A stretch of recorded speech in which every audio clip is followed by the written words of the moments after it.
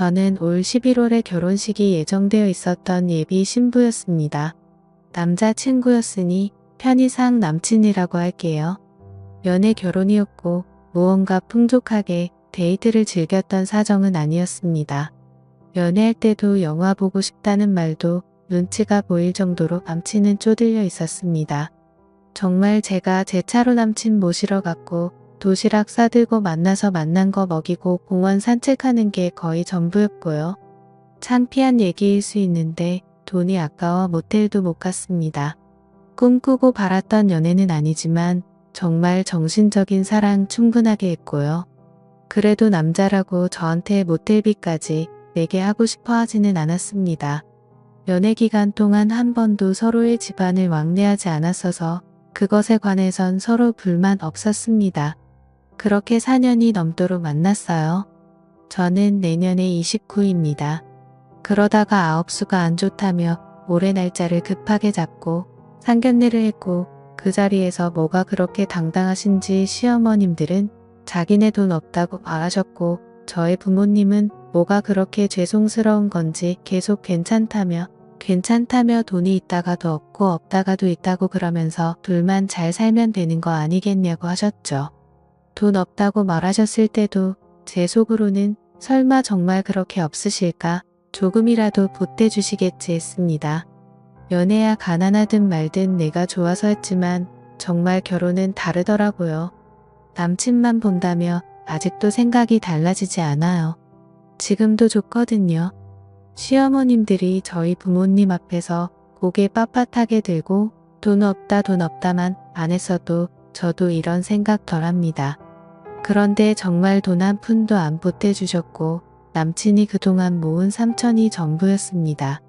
남친 나이가 30입니다. 직장 생활한 지 2년 정도 되었고 연봉 4천 정도 되는데 월급 모두를 어머니가 관리했나봐요. 자기 좀 쓰고 집 생활비 보태고 하느라 3천 2년 정말 빠듯하게 모은 거였습니다. 좋게 생각해서 그래도 그럴 수 있다. 그리고 막상 안 주시는 것보단 나은 것 같아. 남은 돈은 비우고 우리끼리 알아서 하자 했습니다. 저는 대략 6천 정도 모았었고요. 저희 집에서 집을 사주시겠다고 하시고 결혼자금으로 5천을 주신다고 하셔서 엄마 아빠 덕분에 나름 여유있게 결혼 준비 중이었습니다. 어차피 유산 명목으로 오빠와 저한테 집 한 채씩 해주시려고 했다고 하셨어요.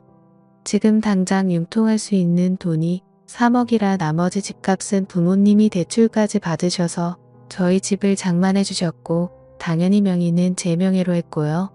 집 장만을 하고서도 서로 연락 없었습니다. 돈 한 푼 안 되던 시댁에서 고맙다는 말까지 없더군요. 그때 남친도 괜히 연락 주고받다가 마음 상한다며 웬만하면 자기를 통해서만 얘기하길 바랐고 저도 한 성격 하는지라 서로 연락해서 좋을 게 없다 싶었지만 사돈이 자부를 주셨는데 감사하단 인사 정도는 해야 하는 거 아닙니까? 그러다 제가 얼마 전에 남친에게 서서히 월급 통장 가져올 준비를 하라고 했습니다. 다른 부분들은 모르겠지만 그쪽 어머니 통장을 절대 그냥 주실 분이 아니라는 거 정도는 알았거든요. 역시나 조용히 넘어가질 않더라고요. 전화하셔서 반 이상 욕을 섞어가면서 싸가지 없이 월급 통장 가져오라 그랬다면 난리를 치셨고 니네 집에서 그렇게 많이 해줬냐 그렇게 많이 해줘서 겁을 상실했냐 뭐 이딴 소리만 반복했습니다. 정말 창피했습니다. 누가 들을까봐 수화기 소리를 얼마나 줄였는지 모르겠어요. 세상 쌍욕을 다 하시더라고요. 이때만 해도 시어머님이니까 예의는 지켜야겠다 싶어 할 말 많았지만 참았고 남친한테 짜증내며 따졌어요. 월급 통장이고 뭐고 필요 없으니까 너 알아서 관리하라고 했습니다. 어차피 따로 관리하는 집들 많으니까요. 네 엄마랑 알아서 하라고 했고요. 내 월급 다니까 생활비는 제대로 가져오라고. 나머지 돈은 다 필요 없다고 조용히 살자 했습니다. 막상 포기하고 나니까 남친이 겁을 먹었는지 바로 통장 가져왔더라고요.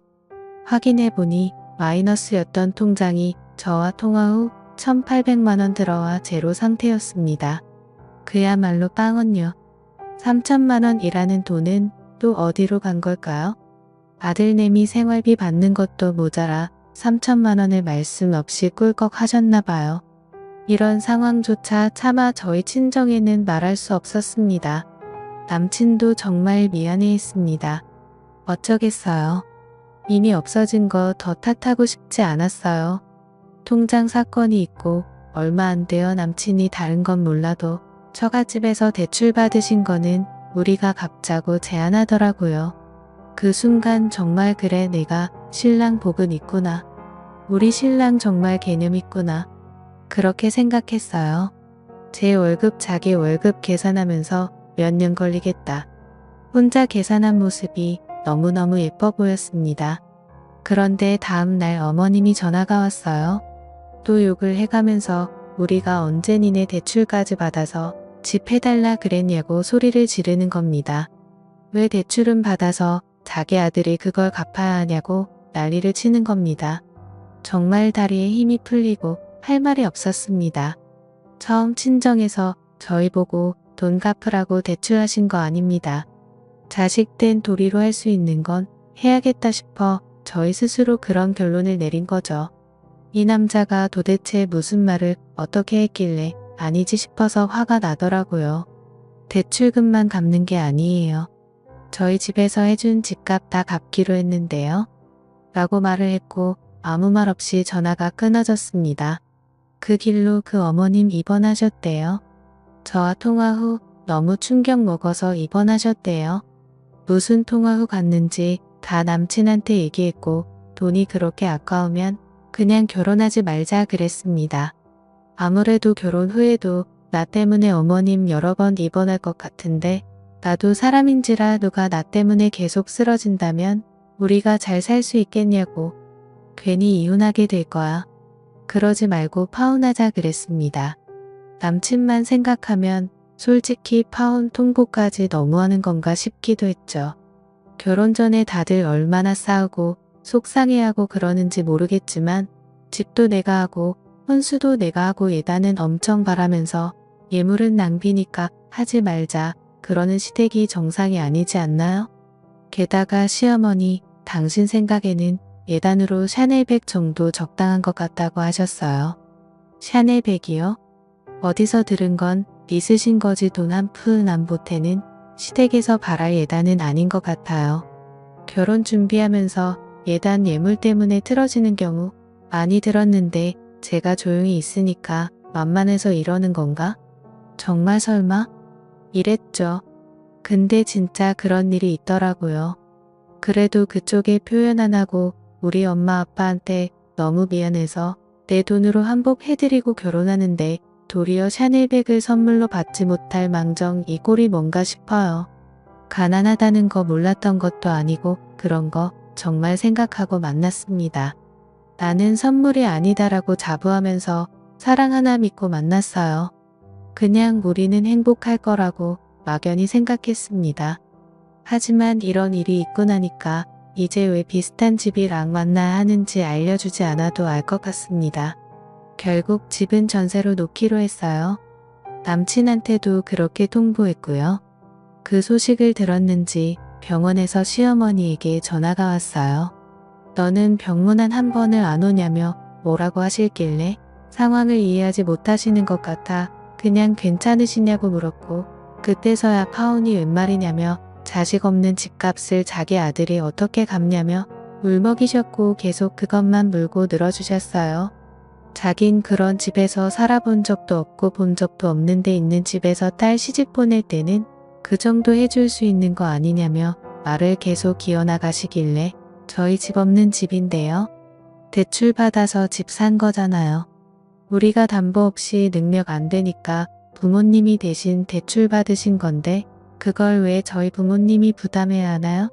그리고 둘이 같이 갚는 거지 왜 아들 혼자 갚는 거라고 생각하세요? 그랬더니 거친 숨소리만 씩씩 나더니 끊고는 남친한테 또 무슨 말을 하셨는지 남친이 저한테 와서는 그 집은 그냥 전세 주고 우리는 우리 형편에 맞는 집에서 살자 하는 겁니다. 그래서 그것도 싫다고 했습니다. 어머니 어떤 사람인지 모를 때야 남친이랑 어디서 살던 둘만 있으면 행복할 줄 알았는데 알고 나니까 남친이 집을 해온다고 해도 싫어지더라고요. 서로 행복을 빌어주자 관두자고 했고 그렇게 파혼했습니다. 전화기 꺼놓고 저도 마음 정리 중입니다. 부모님께 대충은 말했고 속상해 하시지만 돈 문제로 지금부터 그러는 거면 안 하는 게 나은 것 같다고 하십니다. 그쪽 어머님은 아직도 병원에 계십니다. 아직도 사태 파악이 안 되시는지 계속 왜 너는 병문안도 안 오냐고 난리시랍니다. 남친도 마음이 정리가 안 되는지 힘들어합니다. 정말 그런 시어머니와 살 자신이 없어 파혼했지만 저도 남친만 생각하면 마음이 흔들립니다. 그냥 부모님께 연락하지 말라고 그러고 남친만 보고 살까 하다가도 내가 뭔지 첫눈을 끊고 말고 하는 건가 싶어서 눈물이 나곤 합니다. 앞으로 이렇게 사람 하나 보면서 사랑만 할 순 없겠죠. 저도 이젠 이것저것 따지면서 누군가를 만나야 되겠죠. 제가 아직 철이 없는 건지 모르겠습니다. 제가 잘못한 걸까요? 댓글로 현명한 조언 부탁드려요. 감사합니다.